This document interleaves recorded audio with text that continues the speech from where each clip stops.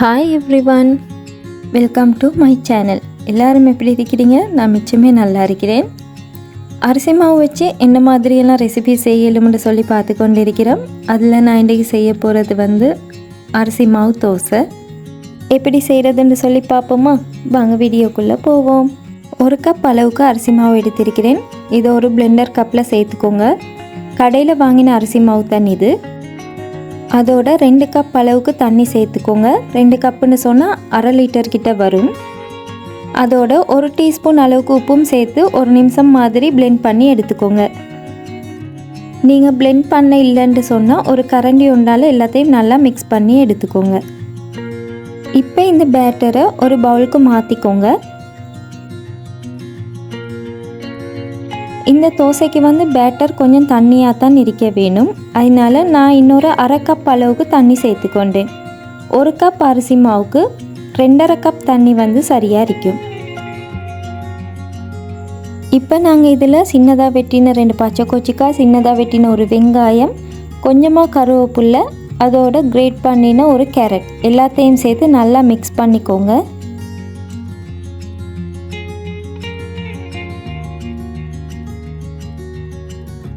மசாலாக்கு மிளகுத்தூள், கட்டர்த்தூள், சீரகத்தூள் 3மே 1/2 டீஸ்பூன் அளவுகளில் சேர்த்திருக்கிறேன். உங்களுக்கு கொஞ்சம் கூட உரப்பு தேவைன்னு சொன்னால் கொஞ்சமாக மிளகாய் தூளும் சேர்த்துக்குறையிலும். உப்பு டேஸ்ட் பண்ணி பாருங்கள். போதாட்டி இன்னும் கொஞ்சமாக உப்பு சேர்த்துக்கோங்க. தோசை பேட்டர் ரெடி பண்ணிட்டோம். அடுத்து நாங்கள் தோசை ஊற்றிக்குருவோம். தோசை ஊற்றுறதுக்கு தவா நல்லா சூடாக இருக்க வேணும். அதில் இது மாதிரி கொஞ்சமாக எண்ணெய் பூசிக்கோங்க. தோசை பேட்டர் எப்போவுமே எடுக்க போகல இது மாதிரி நல்லா மிக்ஸ் பண்ணிவிட்டு எடுங்க. இப்போ நல்லா சூடாகின தவாவில் இது மாதிரி தோசை ஊற்றிக்கோங்க.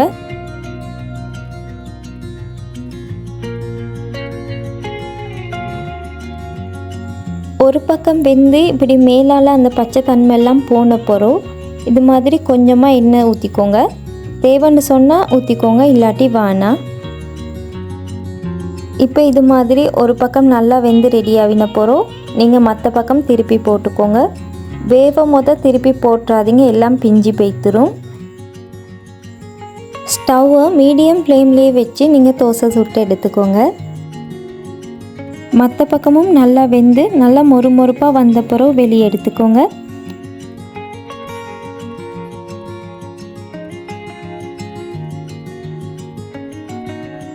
இதே மாதிரி எல்லா தோசையும் சுட்டு எடுத்துக்கோங்க. மார்னிங் டைம்லலாம் கஷ்டப்படாமல் இந்த தோசை ரெசிபி நீங்கள் ஈஸியாகவே செஞ்சு குறையிலும். அதே மாதிரி இதில் உங்களுக்கு தேவைன்னு சொன்னால் போஞ்சி அப்படி எது மரக்கறியும் சேர்த்து குறையிலும். ஹெல்தி அண்ட் டேஸ்டியான நல்ல மொறுமொறுப்பான அரிசி மாவு தோசை நாங்கள் இன்ஸ்டண்ட்டாகவே ரெடி பண்ணிட்டோம். இந்த ரெசிபி உங்களுக்கு பிடிச்சிருந்தால் லைக், ஷேர் அண்ட் சப்ஸ்கிரைப் பண்ணி எனக்கு சப்போர்ட் பண்ணுங்கள். இன்ஷால்லா இன்னொரு நல்ல ஒரு ரெசிபி ஒன்றோடு உங்களெல்லாம் சந்திக்கிறேன். அது வரைக்கும் bye, take care and thanks for வாட்சிங்.